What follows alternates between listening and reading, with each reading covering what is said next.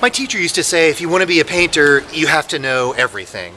And that was his way of saying you have to remain curious. One of the best ways to remain curious is to walk. Walking affords slowness. And in slowness, we can notice things we perhaps overlooked the first time. I don't know about you, but my childhood was spent in a state of blissful boredom, wandering creek beds and fishing on golf courses. There were no plans, only happenings. If you ask any kid to describe their day, they'll say this happened, then this happened, then this happened. It's just wandering. And I believe that painting is a highly orchestrated form of wandering. If you're in a hurry, you'll miss everything.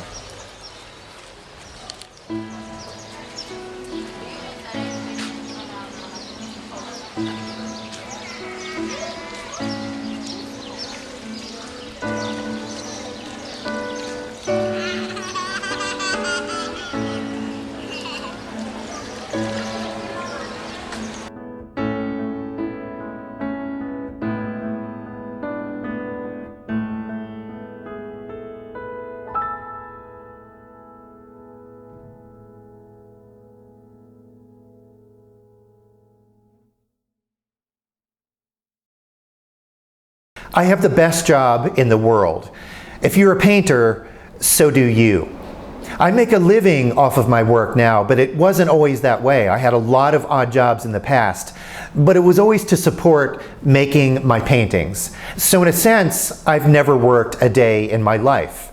I show up here year after year and confront the slow-moving iceberg in my studio, and I chip away at it.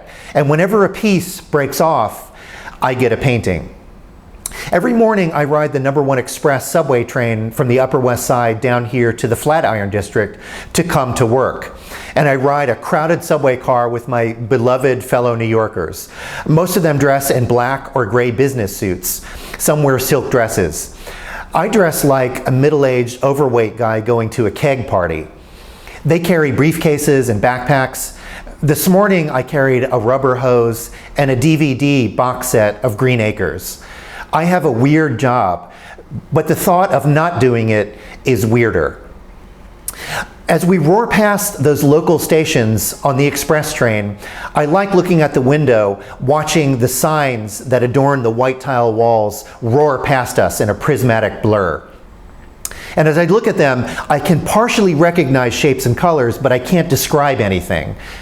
Painting is also partial recognition. If your viewer can identify and recognize everything in your painting, then something is wrong. If I look at this Chardin, for example, and then I close my eyes, I can't describe it to you. I don't mean that I can't tell you where all the elements in the composition sit, but that there's an underlying chromatic harmony that is indescribable. And I believe that an eye not told what to see sees more. Town bus. Ladies and gentlemen, this is 72nd Street and Broadway.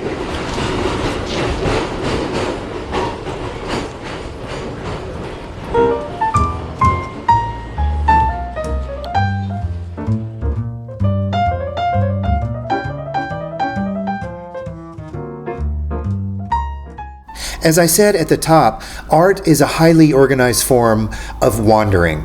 I've been painting for 40 years, so I no longer have any use for plans. I come in, I start working, and the ideas come out of the process.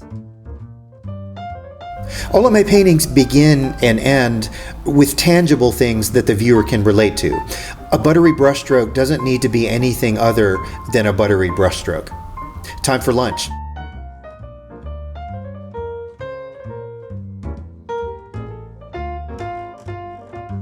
Although my paintings appear spontaneous, they are highly labored. I spend months worrying about stuff that no one else would give a second thought to.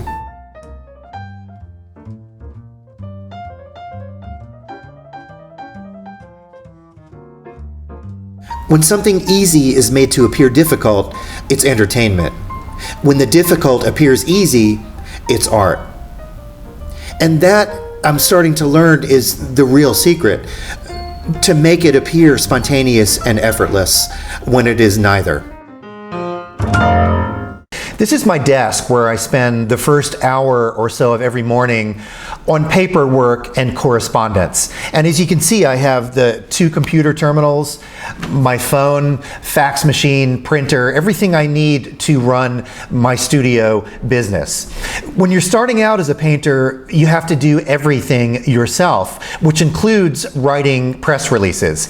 I have publicists now who do that for me, but in the old days, I would study how Colonel Tom Parker promoted Elvis Presley in the late 1950s, and I learned how to write a concise press release. You want to begin with a very clear headline, something that will summarize what's to come. Then very simple bullet points: who, what, where, and when. And you want to keep it simple, and please avoid all of the artsy-fartsy talk. Here's an actual press release that was sent to me. This is what not to do.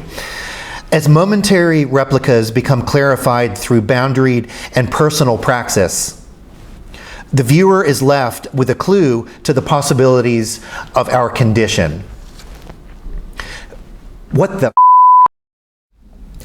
Here's a basic template for a press release. And here's an example of a good press release. This is by Forum Gallery for one of my recent exhibitions here in New York City. And you can freeze frame these if you want to see them longer. It begins with my name, the title of the show, the dates, a full color reproduction, and then it's in 3 parts. The first is a general snapshot of the show, talks about some of the inspiration behind the paintings, and even has the number of works in the exhibition. The second part gets more specific, discussing technique and art historical references. The third part is a listing of public collections, books, awards, etc. And then it ends with the contact information for the gallery publicist with a website. When you're labeling your images, be it JPEGs or 4x5 transparencies, the gallery standard is the title first, then the date, then the medium, and last the dimensions. And you always want the height to come first.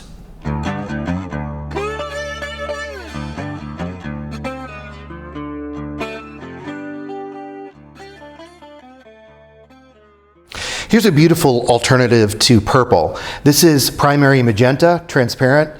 This is phthalo green, also transparent, and titanium white, which is the brightest and most opaque white. And the blue in the phthalo green with the magenta gives it a really kind of smoky color with a lot of depth.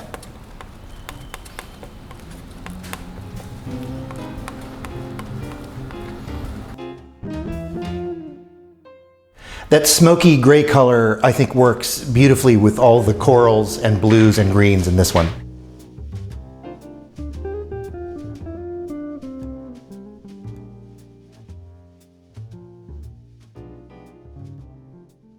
One of the best parts about living in New York City is that it is a lot of people coexisting in a small space.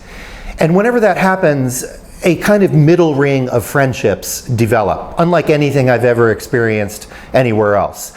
I have my close best friends, then I have a lot of acquaintances, people who I know really socially. And then there's that middle layer, people who are not really friends, but they are friendly faces, who I see in the elevator every morning, or in my local diner, or on the subway. And they remind me that I am not alone, which is important in the work that I make. 2 of my favorite words in the English language, other than sheet cake, are communal table. And one of the reasons I go to Chinatown almost every day of the week to Excellent Dumpling House on Lafayette Street is because I can sit at an 8-top communal table with total strangers and eat lunch, and I can watch them eat and listen to them talk to one another, and occasionally we'll strike up a conversation. We have nothing in common other than that 8-top table, and we seem to be hungry at the same time. I was a shy child, and I was rather lonely all through high school and into college. And I stayed alone in my bedroom doing what every horny teenage guy does. making classical drawings. And my friends told me I was missing out, and I would say, you're right, but being a painter isn't a choice, it chooses us.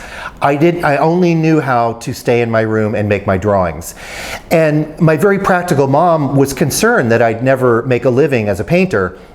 So she suggested architecture or radiology. She even arranged a meeting between a very well-known comic book illustrator named Joe Sinat and me. He was in Myrtle Beach in the 80s doing a press junket. And it was all charming and innocuous, and I went right back to making my paintings. To encourage more social interaction, she actually made me a fake ID when I was 16 so I could go out drinking with my friends. It's highly illegal. She made a cardboard, hand-painted, large-scale mock-up of a South Carolina driver's license, cut out a window in the corner. Then we went out on the back porch and I held the cardboard close to my body and positioned my face in the little window. And then she photographed it with her Kodak, laminated it, and gave it to me to go out drinking. And I didn't drink, and I used it one time and it was confiscated. But all these years later, I realized that all of it is part of who I am. I draw upon every shred of that in order to plod forward making the paintings that I do. Every bit of it is an essential layer in my complete tackle box, and it takes a long time to assemble those layers. I think it was Johnny Carson who said, if you're on television long enough, you'll end up doing everything you've ever done. And I can tell you with certainty that every painting I make does everything I've ever done. And it reintroduces me to everyone I've ever met and rekindles me in every place I've ever been. It requires all of it. An artist is like an onion. If you peel away the layers, there is no more onion. We're painters. We are not analytical thinkers or team players. We are easily offended, narcissistic, melancholy, sometimes medicated, and blue. Kind of like Cookie Monster.